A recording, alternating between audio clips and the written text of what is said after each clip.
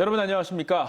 얼마 전 세종시 의원들의 투기 소식에 많은 분들이 분노했었는데 이번엔 천안시의회 의원들의 부동산 투기 의혹이 불거졌습니다. 천안시 내 신규 도시개발 사업 지정 전에 의원들이 해당 토지와 근처 농지를 구입한 건데 상당한 시세 차익이 예상됩니다. 당사자는 투기가 아니라고 주장하지만 경찰이 관련 내용을 조사하고 있습니다. 김철진 기자의 보도 먼저 전해드립니다. 아파트로 둘러싸인 채 농지로 남아있던 천안 동남구의 용곡지구. 지난 2017년 9월 당시 도시건설위원장이던 천안시의회 황춘순 의장은 인근 일대 농지 1000제곱미터가량을 아내 명의로 구입했습니다. 비슷한 시기 황 의장과 같은 당원으로 활동 중이던 현 시의원 A씨도 지인과 함께 농지 390여 제곱미터가량을 구입해 나눠 가졌습니다. 두 의원의 농지 매입 후 2019년 11월 천안시는 1,200억 원을 투입해 57만 제곱미터 규모 도시개발 사업 계획을 발표했는데 A 의원이 지분 매입한 땅은 개발 계획에 직접 포함됐고 황 의장의 농지 또한 개발이 예정된 곳으로부터 불과 500m가 떨어진 곳이었습니다. 그 사이 인근 부동산 가격은 3.3제곱미터당 80만 원 선에서 최소 150만 원까지 2배 이상 뛰었습니다. 지역 부동산 관계자는 해당 지역이 농지지만 실제 농사를 목적으로 들어온 사람은 거의 없다고 잘라 말합니다. 농사 목적은 아니지. 택지 개발하면은 원룸 주택을 짓든지 아니면은 뭐 다른 뭘 하려고 이제 일단은 밀어붙이고서 이제 택지 개발하는 거니까. 황 의장 측은 사전에 개발 정보를 알지 못했으며 실제 가족들과 농사를 짓고 있고 본인의 땅은 현재 개발도 불가능한 상태라 반박했습니다. 또한 농협조합원 자격을 유지하기 위해 집과 가까운 농지를 산 것이라 말했습니다. 그러니까 생산녹지 지역은 아파트를 지을 수가 없어요. 그리고 4층 이상 건물을 지을 수 있는 땅이 아닙니다. 그렇기 때문에 현재 여기가 지가가 용곡지구 옆임에도 불구하고 많이 오른 상태가 아니에요. 공시가가 오히려 떨어졌어요. A 의원도 지인이 권유해 땅을 샀을 뿐 투기 목적은 아니었다고 밝혀왔습니다. 천안시 의회는 지난 7일 부동산 투기 전수조사를 위한 시의원들의 개인정보 이용 동의서를 경찰에 제출했으며 경찰도 관련 내용을 확인하고 있습니다. TJB 김철진입니다. 이번에는 용곡지구가 어떤 곳인지 자세히 살펴보겠습니다. 지금은 도시개발 사업지구로 지정되기 전에 비해서 땅값이 많게는 5배까지 뛰었다고 하는데요.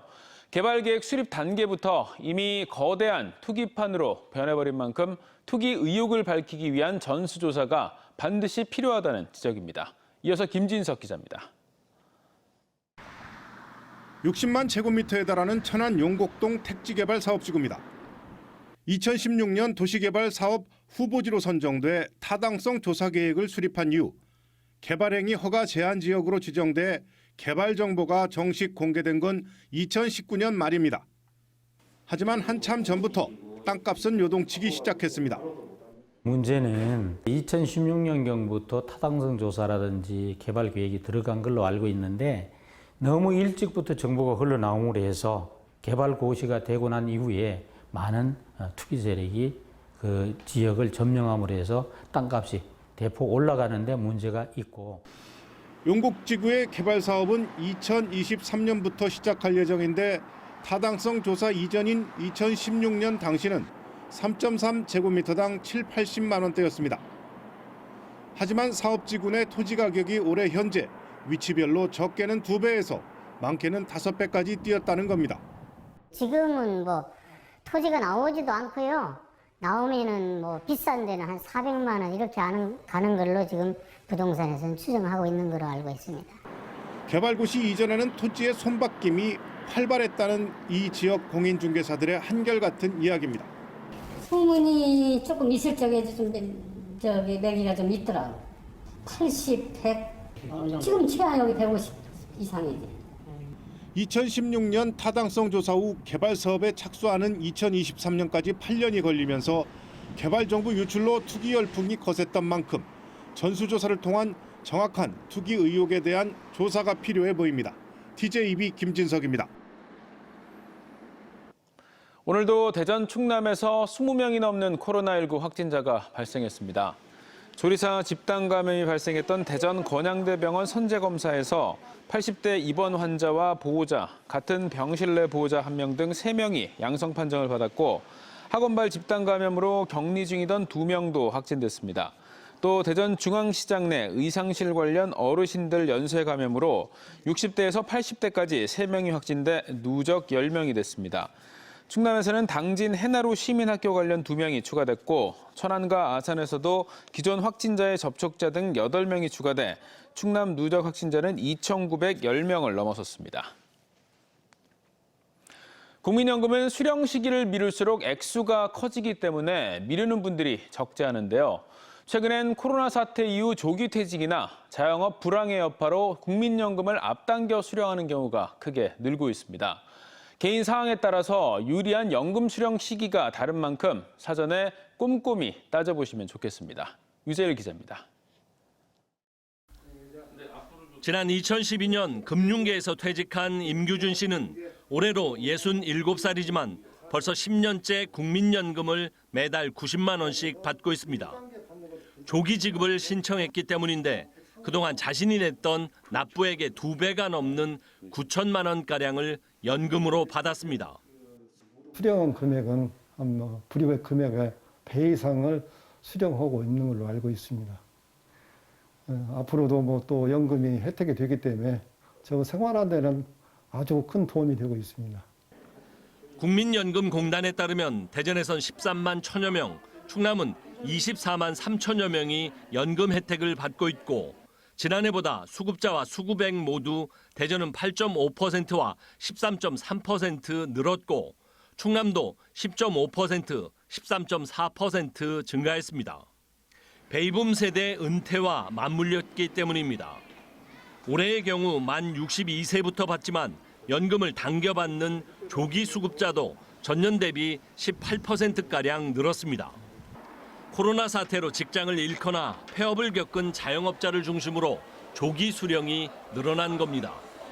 국민연금 초창기인 1988년부터 가입한 베이비붐 세대가 대거 은퇴하기 시작하면서 수급액이 늘고 있고 또 국민연금이 노후준비 수단으로 자리 잡으면서 수급자도 많이 증가한 것으로 분석됩니다.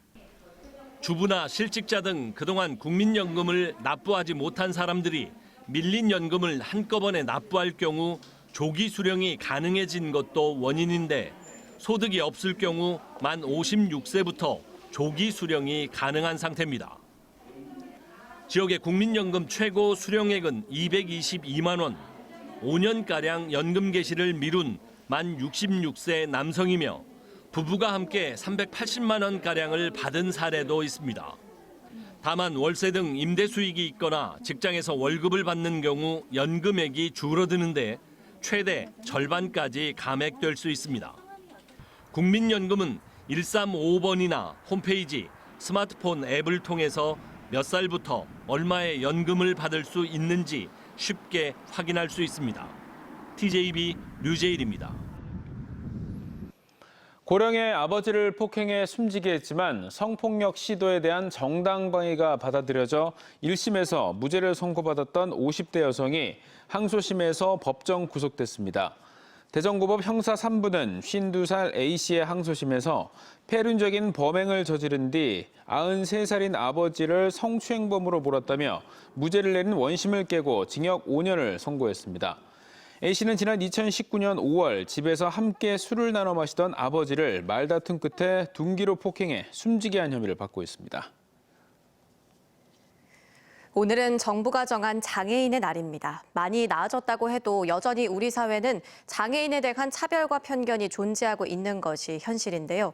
유아기부터 장애인과 비장애인이 함께 생활하면서 편견과 차별을 없애려는 통합교육 실험이 충남에서 시작됐습니다. 최은호 기자입니다. 유치원 5세반 아이들의 상황극 놀이입니다. 꽃가게 주인과 손님이 되어 각자 돈과 물건을 주고받고는 상냥하게 인사도 합니다. 반갑습니다. 반갑습니다. 장애여와 비장애여 80명이 함께 생활하며 수업하는 통합 유치원이 지난달 개원했습니다. 장애와 비장애 학급이 나눠져 있지만 학급끼리 짝을 이뤄 통합 교육이 진행 중이며 같이 그림을 그리고 공을 굴리는 놀이를 통해서 자연스럽게 서로를 알아갑니다. 올해 비장애 학생 경쟁률은 최대 4대 1로 일반 공립 유치원과 비슷하거나 조금 높았습니다. 장애를 편견 없이 바라볼 수 있도록 일부러 통합 유치원을 찾는 비장애아 부모들도 있습니다. 아이가 선입견 없이 아이들과 이제 장애인 아이들과 자연스럽게 어울리면서 아이 생각 주머니도 좀 커지는 것 같아서 매우 좋더라고요. 예, 그래서 보내게 되었습니다. 이런 통합 단설 유치원은 전국에 6곳이 있는데 충남에서만 2곳이 운영 중입니다. 어려울 때 손도 잡아주고요. 내가 이거 해줄까 하기도 하고 또 장애 유아들도 도움이 필요할 때는 자연스럽게 도움을 요청을 하기도 하고 자연스럽게 체득을 하는 것 같습니다. 충남교육청은 여전히 열악한 특수교육 환경을 개선하기 위해 통합 교육을 위한 학급을 증설해 내실화를 다진다는 계획입니다. 장애 학생의 경우에는 비장애 친구들과 함께 어울리면서 언어 발달이나 또는 의사소통 능력 그리고 사회성을 많이 좋아지는 것을 확인할 수 있었습니다. 통합 교육을 받고 자란 우리 아이들이 만들어갈 편견과 차별 없는 사회가 기대됩니다. TJB 최은호입니다. 정부 세종청사의 한 직장 어린이집에서 곰팡이가 생긴 유자청을 보관하다가 단속에 적발됐습니다. 세종시는 곰팡이가 생긴 유자청을 보관하고 아이들에게 먹인다는 신고를 접수한 뒤 지난 1일 단속을 벌여 상한 음식을 보관 중이던 세종청사 내 한 어린이집에 과태료 부과 등 행정처분을 내렸습니다. 이에 대해 어린이집 원장은 곰팡이가 든 음식을 아이들에게 절대 먹인 적이 없다면서 곰팡이가 생긴 음식을 모두 폐기했고 학부모들에게도 알렸다고 반박했습니다. 대전 지역 소비자단체 협의회가 오늘 대전시청 앞에서 일본의 후쿠시마 오염수 해양 방류 결정을 규탄하며 철회 촉구 성명서를 발표했습니다. 참석자들은 일본 정부의 방류 결정이 인근 국가의 건강과 안전을 위협하는 범죄라며 정부의 신속한 대응을 촉구하고 일본 정부가 방류 결정을 철회하지 않을 경우 일본 수산물 불매 운동에 나서겠다고 밝혔습니다.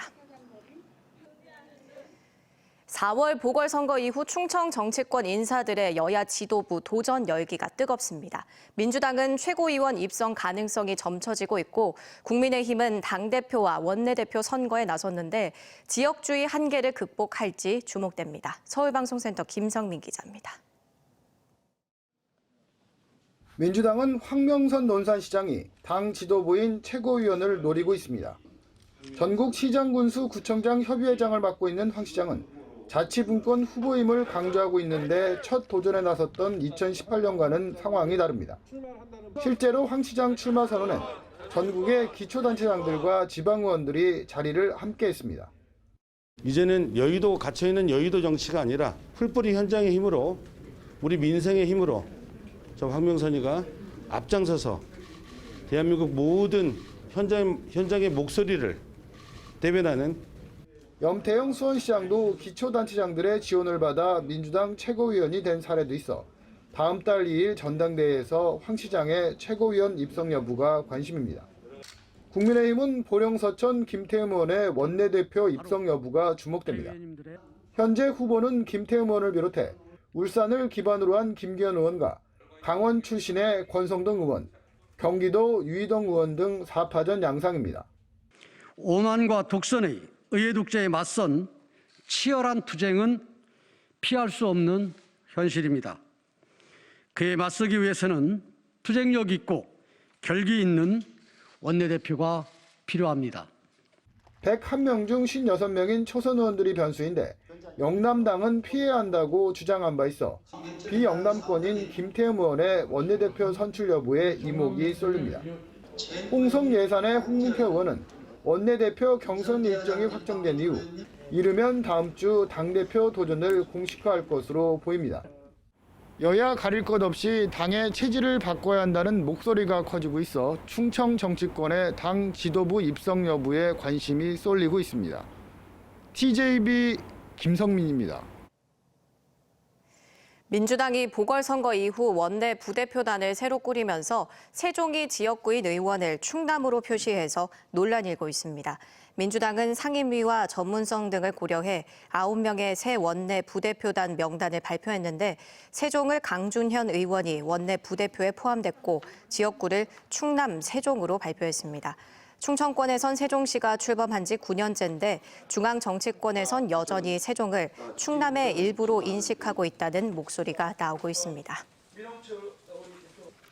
대전 중부경찰서는 렌터카를 타고 고의 사고를 일으켜 보험금을 챙긴 혐의로 A씨 등 20대 31명을 불구속 송치했습니다.